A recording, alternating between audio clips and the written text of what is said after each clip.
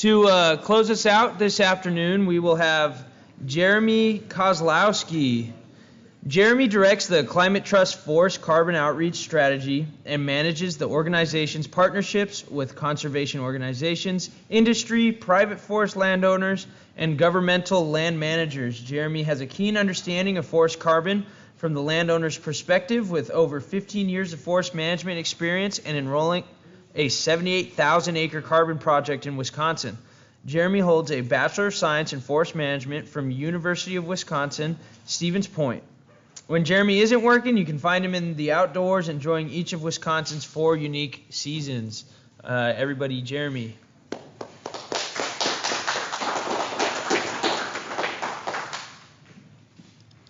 All right, thanks for the introduction. I appreciate it. Thank you so much for having me. It's certainly an honor to be here and have this discussion and presentation, and listening to all the other good discussions, presentations, and the tour this week has really been fascinating and eye-opening. Before I get started, I did have my colleague that was coming whose flight got canceled, so it'll just be me today. So some of these slides I will need to read some notes on, just a heads up. But really, yeah, today talking about the additional carbon projects, how that can work on tribal lands and other lands. As you've heard throughout the day today, there's certainly a high level of complexity with carbon projects. There's certainly moving targets over time from both industry themselves, the registry, and landowners. So here we'll kind of touch on a few different aspects without hopefully getting too much in the weeds. So I work for the Climate Trust. We are based in Portland, Oregon, but we are remote staff based across the United States. We have been around since 1997, so we are a nonprofit in that space. And in 97, we were created by the Oregon CO2 standard, the carbon dioxide standard. And what that said at the time was any energy producing facilities that wanted to build or expand needed to offset their carbon footprint. And they had 2 pathways to do that. They could figure it out on their own how to do that, or they could pay this newly created nonprofit, the Climate Trust, to figure it out for them. As you can imagine, in 1997, not exactly a lot of protocols or methodologies to assist with that. So all of the facilities did choose to pay the Climate Trust. So in our early years, we worked a lot with writing protocols, proving carbon offsets and ways to reduce their emissions through Oregon, really. And as we move forward through the mid-teens, we were truly a financer of carbon projects. So those early stage projects, think dairy digesters specifically, we would really put up the upfront capital with those to get them off the ground, to then prove that model. And then around 2018, we really became what we are today, which is a full-scale carbon developer. So that's a one-stop shop for you as a landowner to come to, look at a project, see if it's feasible. We develop that project on your behalf and then market those credits into either the compliance or voluntary market. So it's really one contract, and then really takes a lot of what Logan was talking about off your shoulders and puts it on ours to figure out for you. We do work in 3 main spaces currently. We've talked a lot about IFM. That's my role here at the Climate Trust, but we also have reforestation. So we all know what that is, planting trees. This is coming in after, ours specifically is for coming in after wildfire, hurricane, maybe straight line winds, whatever natural occurrence has happened, where the landowner may or may not be able to, or usually cannot afford to put new trees back in the ground, right? and how are we going to make that forest a forest again. And so we can plant those trees, work through the site prep, and then enter that into a carbon project where the landowner retains those timber rights over time, but you're generating carbon to sell on the market. And then we are the largest avoided grassland conversion developer in the U.S. So think about the Great Plains or Intermountain West, large expanses of rangeland, a really high prevalence or high pressure out there to convert those into row cropping. As soon as you put a moldboard plow into that sod, that carbon is released. And so in this protocol, we are guaranteeing that rangeland is maintaining itself without being converted long term. And so there's also a market for that as well. And as we talked about ad nauseum today, we work both in the compliance and the voluntary markets. One thing I will say about voluntary markets, that it's really important when you're working with a developer and working into the voluntary market that your story is presented well. And what I mean by your story is the story of your forest and the history of who you are and what you're looking to do into the future. Buyers are really interested in the work that you do and the co-benefits that you're creating, your social co-benefits. Maybe we're supporting our school with some of that finance. Maybe we're looking to purchase land, with some of that carbon revenue as well. And so that's really important because there's a lot of voluntary projects out there. Some aren't very good. And so having a high integrity project with a really good story that they're like, yeah, we're buying the carbon credit, right? But we want to be able to support all these other good aspects that credit is really representing, right? So the credit is the commodity, but the story and the work you're doing is what they want to support as a buyer.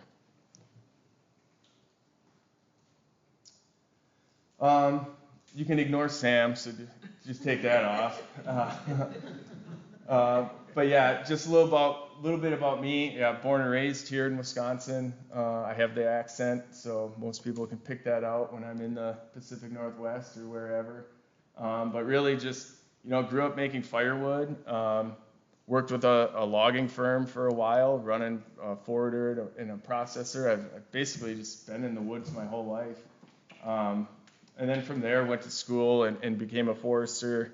And I spent 15 years working in a few different counties here in Wisconsin as the forest administrator, operating that complexities of those forests as well between, timber, recreation, wildlife, watershed, as you guys all know what goes into a large forest. So from there, I came here and really direct our outreach and origination strategy for a lot of our projects across the U.S. and into Canada. So expanded my little footprint from my 108 population town to a couple different countries, so not bad.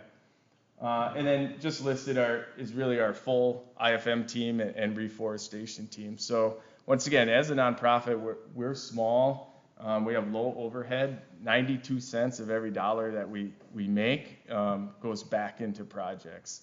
And we do that by having a fairly lean staff and one that can respond quickly to projects. I just wanted to give a little sampler here of some IFM projects because it's not a one-size-fits-all. No project is the same at all by any means, just like how we are all individuals. Every forest is its own individual forest. We have one up here in north central Oregon. That is a municipally owned forest that's operating on a sustained yield management structure. They've moved to have a little bit of an extended rotation within their harvest planning for that project scenario that Logan was talking about. And so it's not a huge difference, but that small difference each year adds up over time. And their impact, their story, right, is that carbon finance allows them to invest into their county budget, provide parks, recreation, health and human services, and those types of things. So it's really diversifying the revenue from that forest base that they're already working with in a really competitive harvesting area. Leave it at that. We have a project, a tribal partnership in southeast Montana, where these revenues from here are really helping to support the workforce, the forestry team out on site, right? So they're able to, they weren't staffed high enough to really manage their full forest, and these revenues are able to allow them to staff up and use that to effectively manage the forest how they want to do so. So really a unique partnership there. Central Ohio, here's one where it's a public ownership again. This is a city actually, but they have a large park system where they were doing some management and looking at carbon once again to diversify that revenue and maybe not go in and harvest as much and affect those recreational users outside of this major metropolitan area. And so they're able to put those funds back into improving that open recreational resource, keeping fees down or eliminated for those users. That was really important for them. And then in northern Maine, like super northern Maine, like basically Canada, Maine, we have a large, that's a compliance project up there. That's with TNC actually.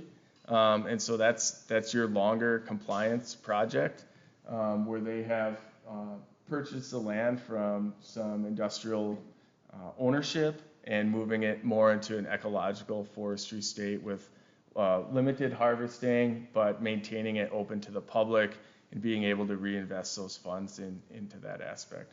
So really, it's a full gamut of different types of projects, and just want to point out they're not any of them are the same, and the uniqueness is what makes a project stand out in the marketplace, and they're really they're all impressive when you go to them.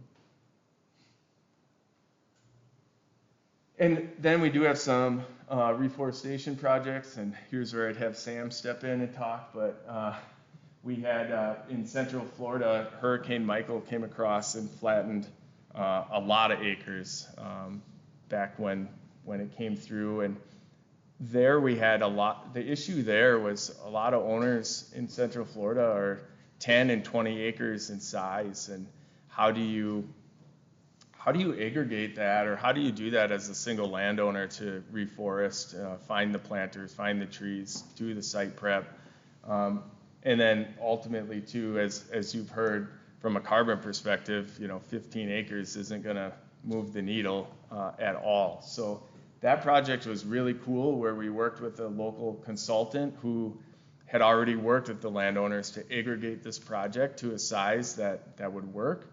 Where we then provide the financial incentive, the financial payment to do the site prep, buy the trees, and get those in the ground. And so it was a really great aggregation of a much larger problem.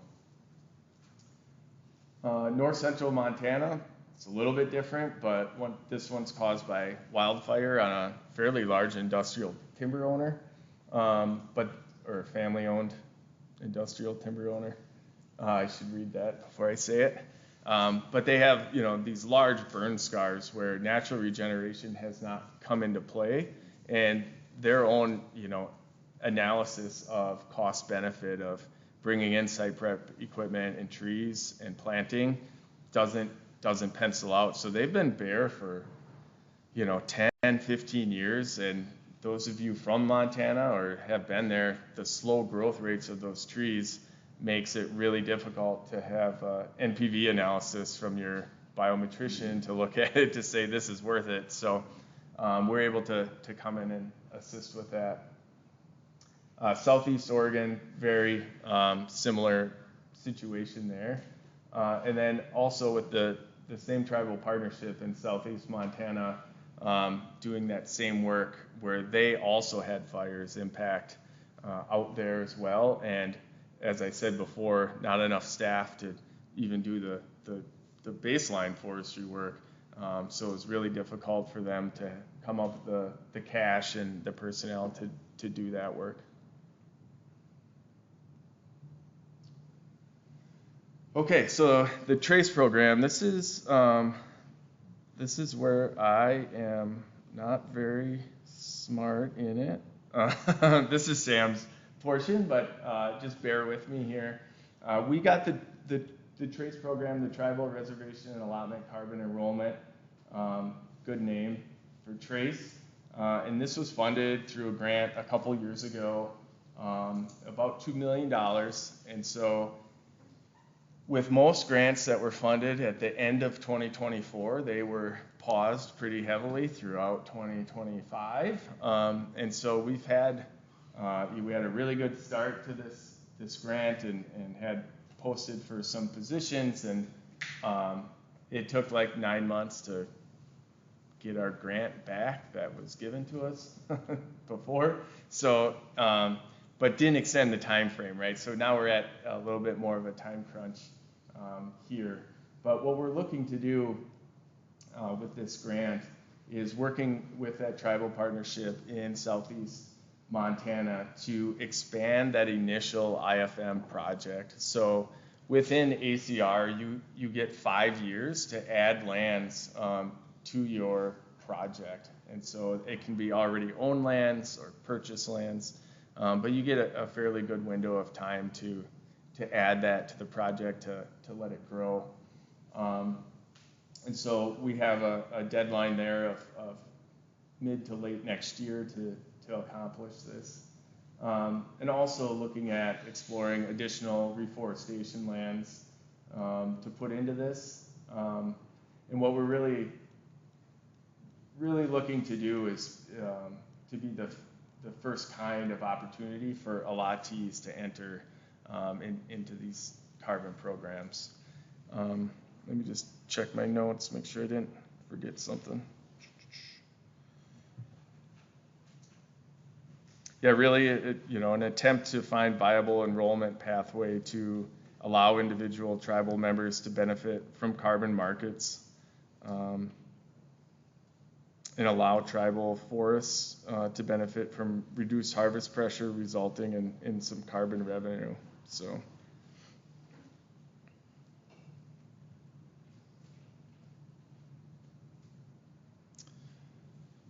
Yeah, so super big problem, and this is what we ran into when we initially did the first part of the IFM project, is these small acreage and the fractionation complexity of those acreages, right? So the initial IFM project was limited to trust lands, tribal trust lands entirely, because that was a clear ownership pattern.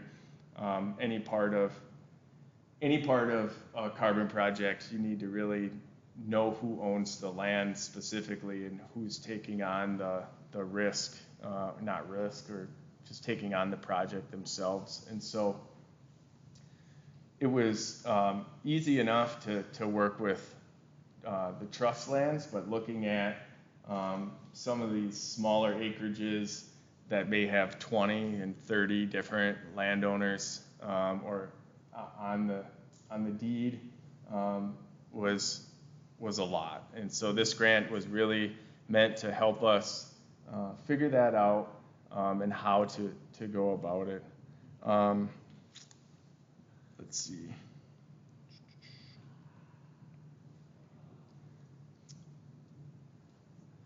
Yeah, and one of the issues that we've also encountered when looking here, it's difficult to get a lot of parcel information, and some of that is for very good reason. And so trying to get that information is tough.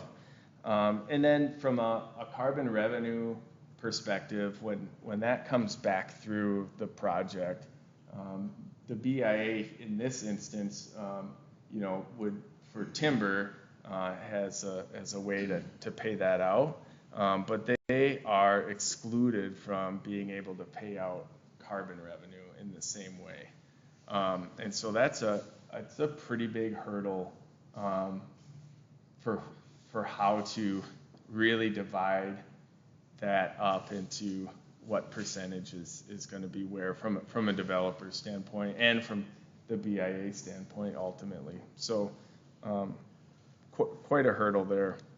And yeah, just to point out too, a lot of these issues with small landowners, with multiple landowners on there, these aren't strictly limited to tribal projects. This happens across the U.S. and we see smaller and smaller landowners. We see more and more family landowners or brother, uncle, cousin, nephew all together, and they're all 25%.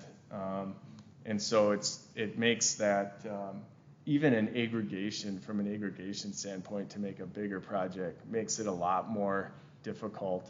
And we were really hoping to find that easier pathway when we looked at this.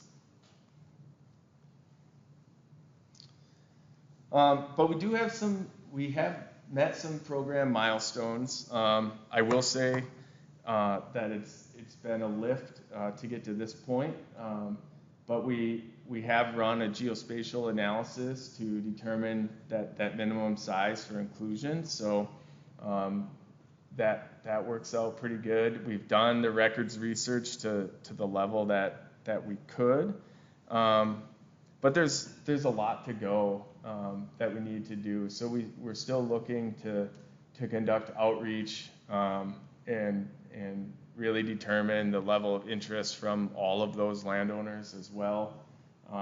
Trying to develop a standardized contract that really meets all the limitations and expectations of the landowners, and then implementing that inventory, the monitoring, the verification. Inventory was mentioned a few times today, and just wanted to point out too, inventory is actually on the ground permanent plots, right? Those are set for the life of the project and will be revisited every 5 to 6 years throughout the project. So those are put out in a pretty standardized format, but they may end up in a place that you don't want them. And so making sure that we don't violate some of those instances is another very important aspect with that.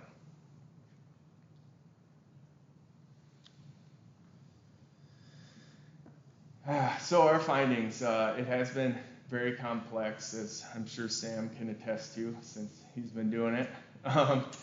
That carbon revenue payment system still really needs to be figured out, and then really that timeline, right? So someone had mentioned before, building those relationships and that trust ahead of time and not rushing the process. That's all super important.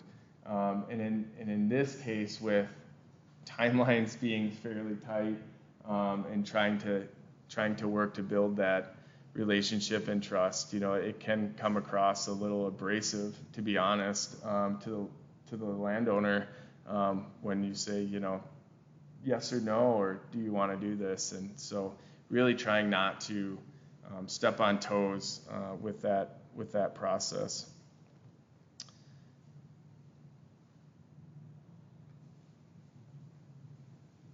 Let's see, just got to read his notes.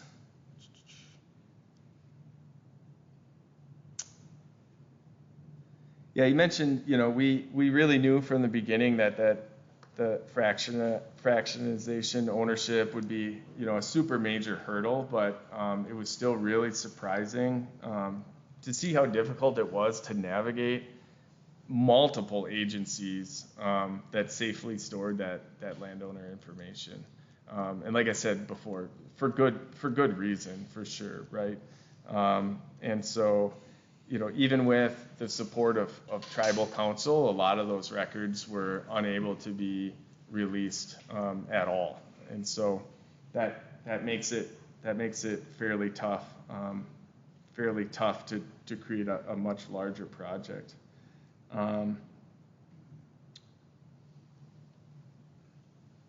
Yeah, and the only other finding that was, I guess, surprising for them, they found that added acreage is feasible at all sizes when they can combine it with that original larger project, right? So typically we're talking about probably 2,000 acres to be a feasible project, and sometimes even larger. I think Logan mentioned 10,000 acres.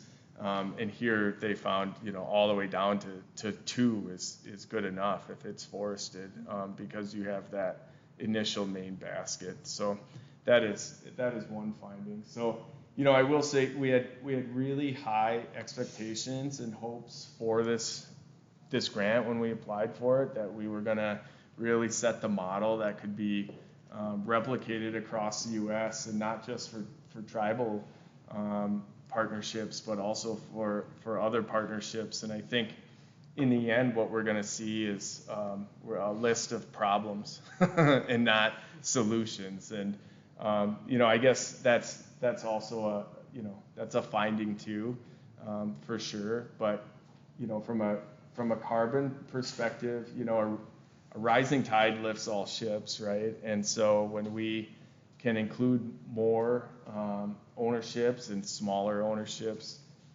and more people and have more successful outcomes, that helps the whole market in general. And so when we find roadblocks or have some negative outcomes, it's disappointing and it's tough to rebound from, especially, you've heard like the carbon market's the Wild West. Well, it definitely used to be, and there were some really bad things that happened, but I think the coalescing of the market in general and what buyers are looking for and expect, and what consumers are looking for and expecting from the companies they either work for or buy from, has also, really lined up to say, we expect environmentally responsible groups here, and that's who I want to work for, and that's who I want to buy my clothing from. That's still a really powerful movement in the voluntary market, because once again, buyers, they don't have to buy these credits. And I will add one point to Logan's, that why are buyers even buying these?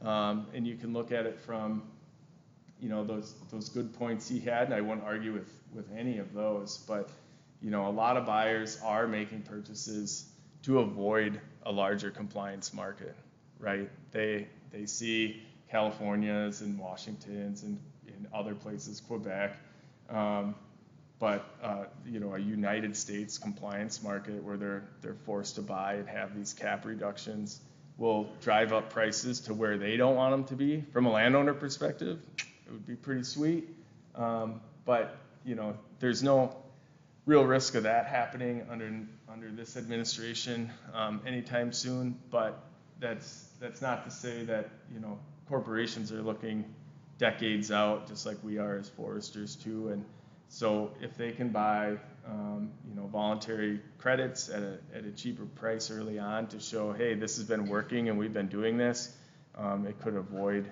hopefully, or delay a larger compliance market within the states or within the world potentially.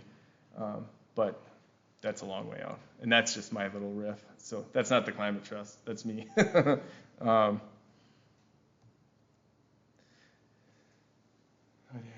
Yeah, so I think I kind of covered this, but super complex process. That revenue payment system would need to really be figured out, and lining up all those timelines, right? That outreach and relationship building, and that goes for absolutely any project. You don't want to push people into it. You really want to build that relationship and build that trust, and from our standpoint, we want to work with those who are aligned with us as well, and that's important. It's a long commitment, right? Just like you do an aspen clear cut, that's a 50-year commitment. We don't think about that as foresters when we're marking some trees. We're making decades-long commitment every single day, and but we don't have to go back and talk to that tree in a month. But from a carbon standpoint, we're all going to be talking to each other quite often through 20 years, maybe 40 years, and so making sure that that's longer than my first marriage. So you can,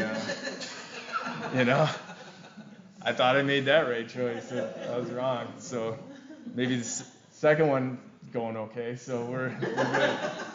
But you can't do that in carbon. So, your first one should work. So yeah, just to reiterate, doing your own due diligence too, and making sure that carbon is right for you. And if it's not, that's okay, right? Like carbon doesn't work everywhere, and it's not for everyone, and that's totally fine, right? Just like harvesting timber maybe isn't right for everyone either, and that's okay. So yeah, I guess that's all I have. So I did it on the wrong one. There you go. Thank you.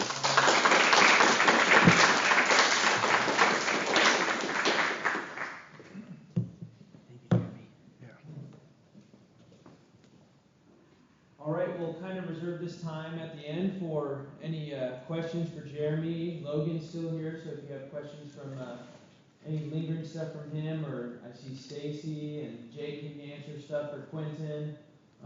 So yeah, any questions that you guys may have or want to get out there, again, this is the most important part is engagement. This is where you learn the most. So anyway, and then again, state your name, affiliation, all that stuff.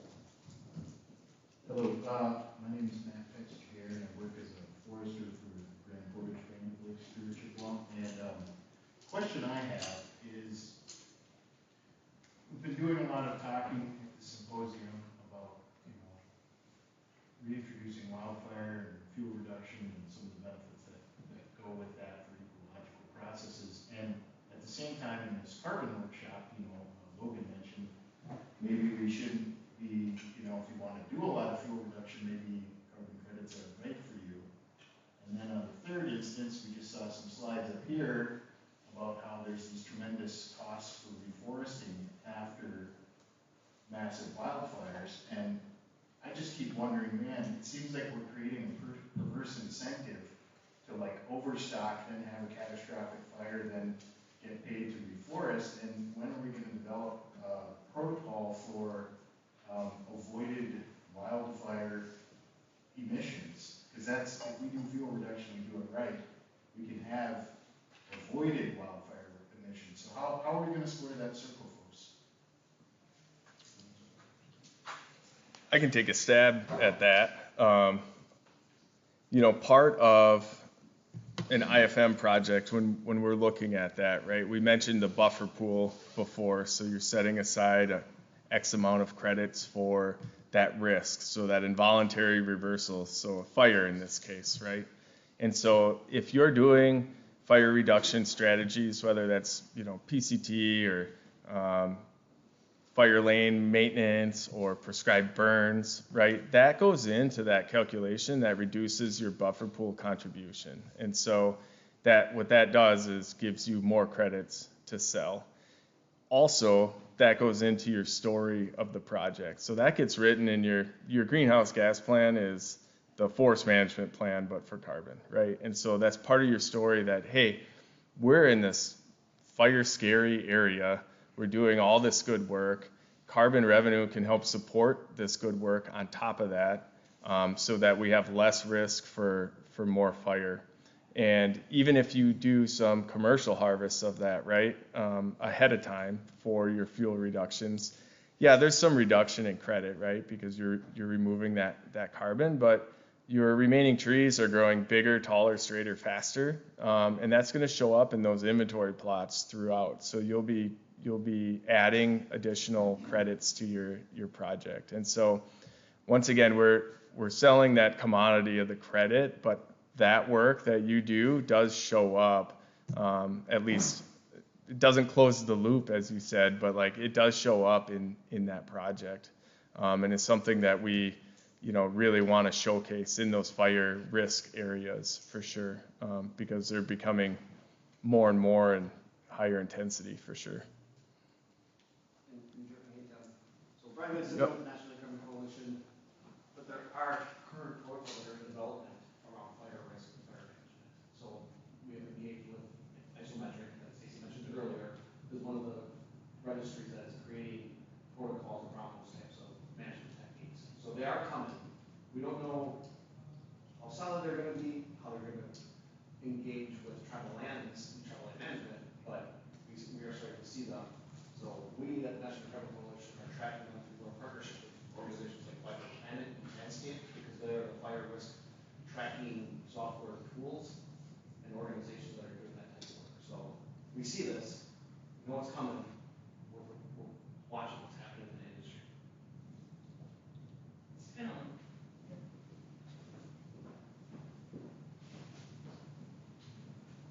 seems to me like there's probably some sort of tipping point where fire management is beneficial in your carbon project versus like instances like the scale that you're using it. It would, it's similar to any sustainable management that you're doing within a project, right? So, your ultimate commitment to a carbon project is to not harvest more than growth, right? And so when you're doing sustainable management purposes, we're working with underneath that 100% of growth over time, but what's making the forest grow faster and better, there's a lot of nuances, and it all depends on forest age and structure, where you are in the country, growth rates, all of those types of things. So those do get modeled at the beginning and then throughout that whole process, for sure. Anyone else has anything I want to say? I'll deal with the mic, but I do have a rebuttal. Anyone else has something to say? No? Okay. So, I think that's all well and good, and I get it, but I think there are situations increasingly with all this disturbances, either big blowdowns or big defoliators, like we have this huge spruce buffer outbreak in northeastern Minnesota, where I have to, the choice is the insects are the thing, the disturbance is harvesting the trees for me, and I don't have a choice in that matter. The only question is, do we let it all go up in smoke, or do we do something to sequester some of that carbon either in hardwood products or in, at least put it in the soil or something, or make a biochar of it or something, rather than having it go all up in the air. And so I don't think the standard protocols are really accounting for that, and the more climate change accelerates, the more we're going to see these situations. So I just encourage all of y'all to think more creatively about that and really work on those protocols, because we're going to see more and more of this whether we like it or not. And nature will harvest more in many situations than growth in the near term. We have to figure out how to mitigate that. And I think you heard Quinton talk about how we're re-engaging with the development of a new co-benefit certification, because the current process is jacked up for the country. And then we try to work with the registries to ensure that they're actually beneficial for tribal lands, because they don't always technically work for tribal lands. But we call our team small but scrappy, but we're trying. We need the assistance from the landowners to stand up behind us, like the Leech Lakes, the Pond Relax, and the Boyce Forks, and the Grand Portages. Those are all the trends that we're working with already in Minnesota. We need those consortiums to come together to say stuff needs to change.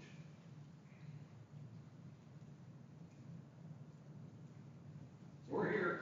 We're working with I'll do more. We'll do biochar. Fair enough.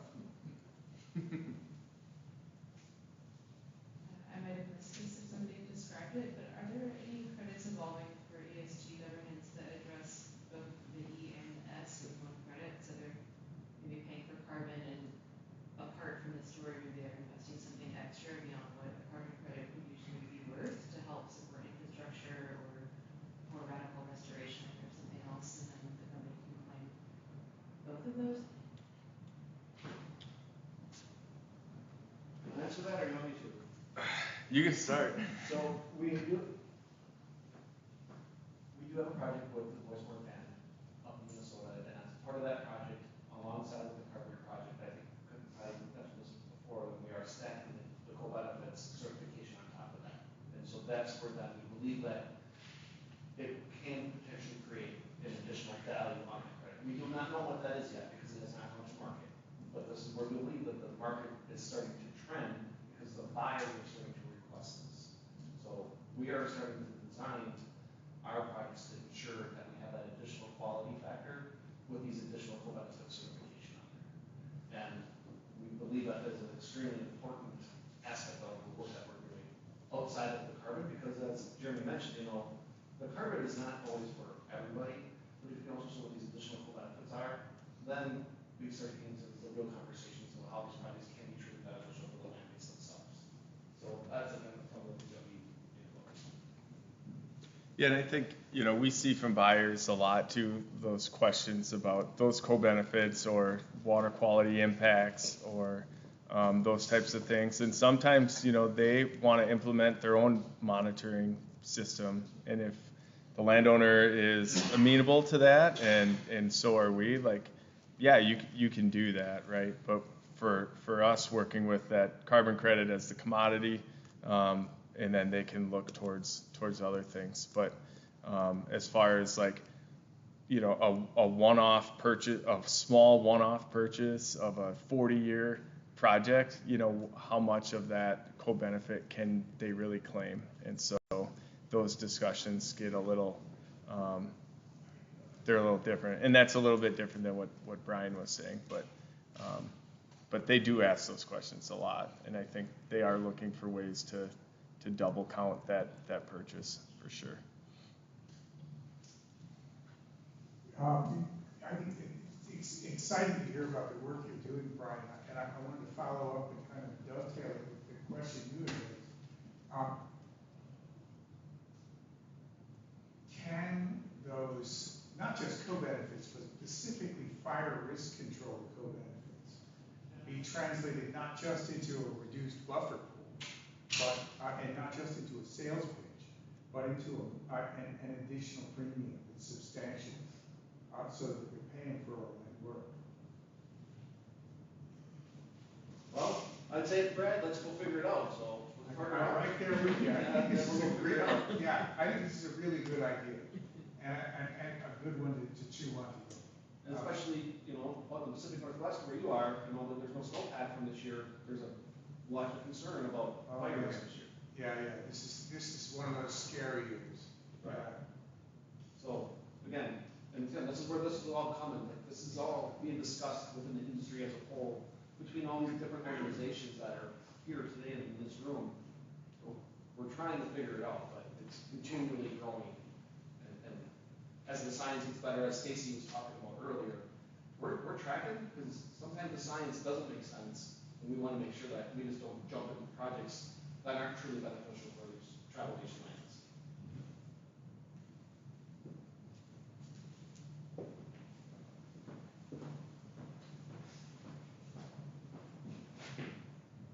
Totally unrelated question, but you talked about the TRACE program and when you were doing all that deed work.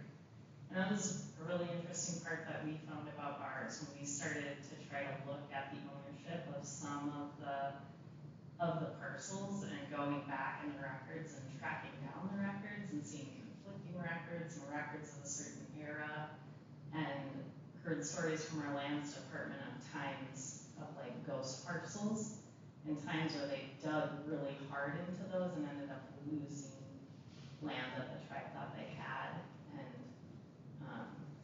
so having an understanding of, or kind of the forethought to really know where all of those records are and how to access them, that was a tricky part. And I'm sure we'll be getting into it more as we launch our project, but it was interesting to hear you talk about it. It brought that back to mind, and I imagine it was quite an endeavor. Yeah, for sure. And it's certainly not unique in that aspect, in the Northeast too, with all the different surveys over time that have happened, and your deeds go back and have totally different landowners with no relation. So that's always a really tricky part of any establishment of a project that's not just one clear single owner. You definitely run into a lot of weird deeds, and I didn't think I would be a deed reader in my career, but yeah, definitely.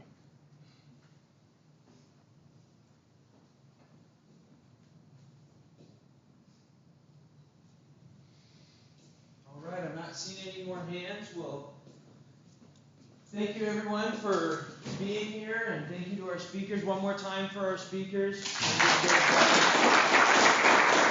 Can you just, I got stuff on the back corner if you want. Oh yeah, and then Jeremy has some stuff on the back table, a couple handouts. I think there's some koozies, and yeah, go check it out. And the banquet tonight is at 6. And thank you again for coming and listening today. And I hope you guys learned something.